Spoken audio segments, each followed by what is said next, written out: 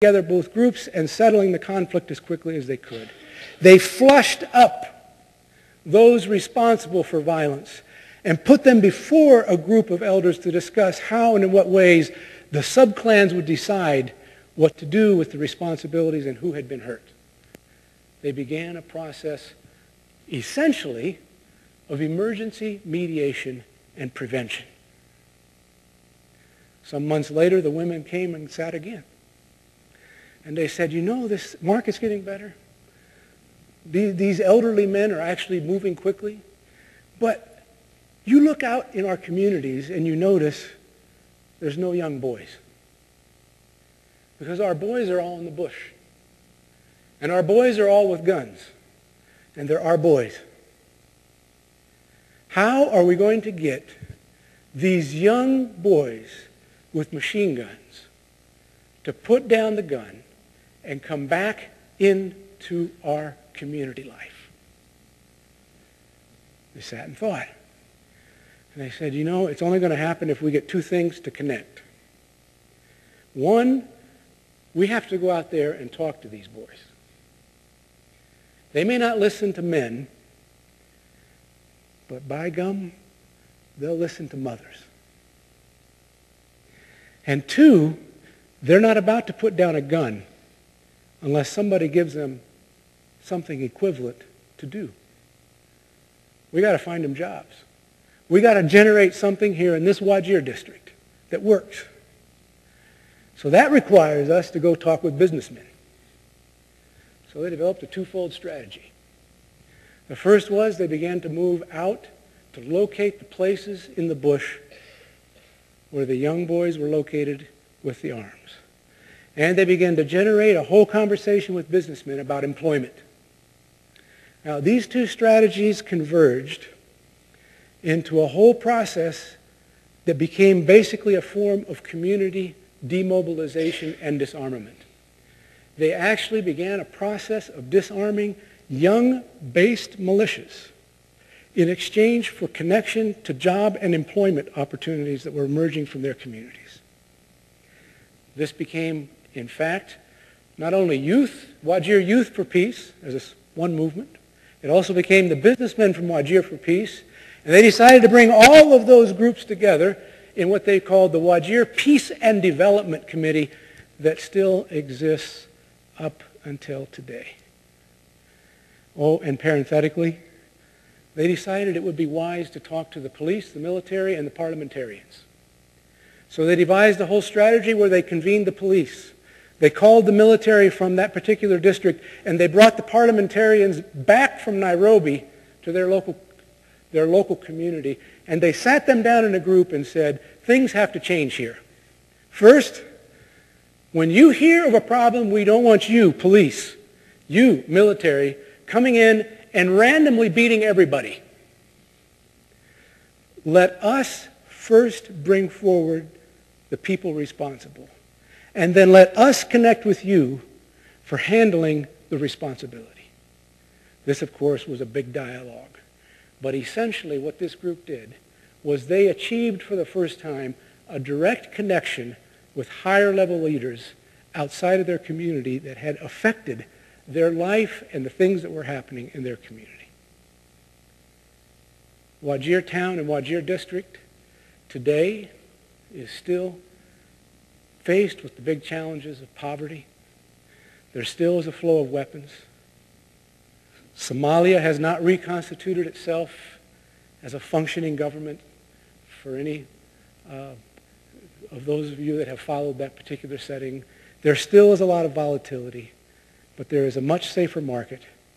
There is far less shooting, and there are far more people involved in finding ways to handle conflict before it reaches the high levels of violence.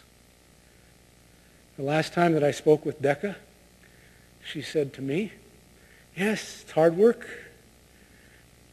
but our big challenge now is that the September 11 thing has brought this concern about terrorism in Somalia. And the U.S. government is sending people through Wajir and out into Somalia to ferret out the terrorists, and they don't have the right approach. So we put on our agenda that we need to speak with Washington to get a better approach to this issue.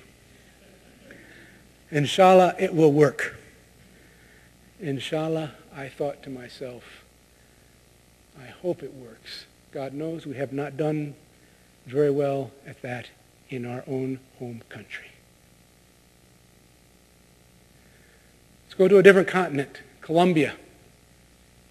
In Colombia, I've been working since 1988. Colombia in this hemisphere is a context that has the longest standing open warfare of any place in this hemisphere and now nearly in the world.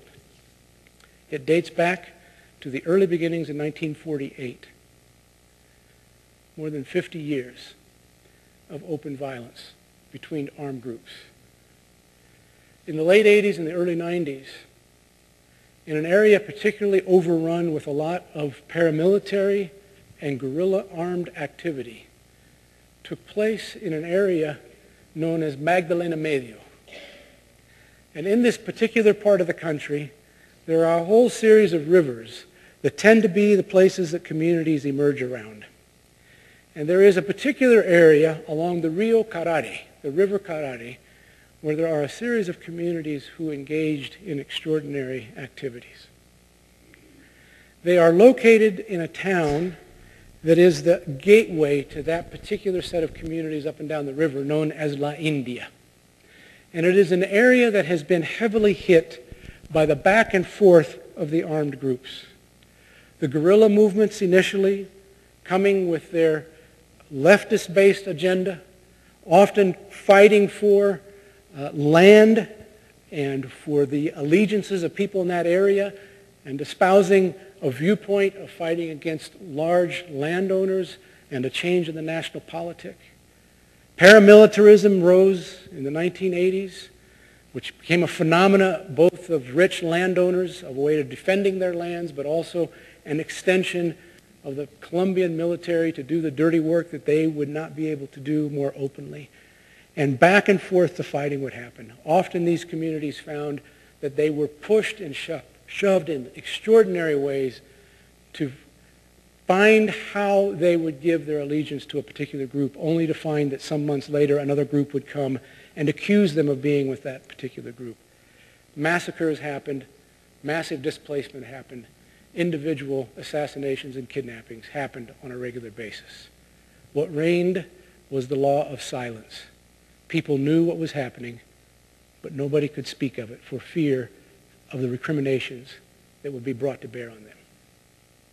In this context, at a given moment in time, there is a particular day, on a particular afternoon, where an event happened in 1988 that is still remembered up until today. I was in La India twice this summer, and you will still find in the year 2008, a good 20 years later, that there are people who can virtually recite word for word the particular incident that I'm about to describe as it took place. Such was the impact of that moment on their lives. There was a notorious captain who was an element leading most of the paramilitarism but had close connections into the Colombian military, who convened 600 peasants from all up and down the River Carare to come to an area near La India where he was to bestow upon them their options.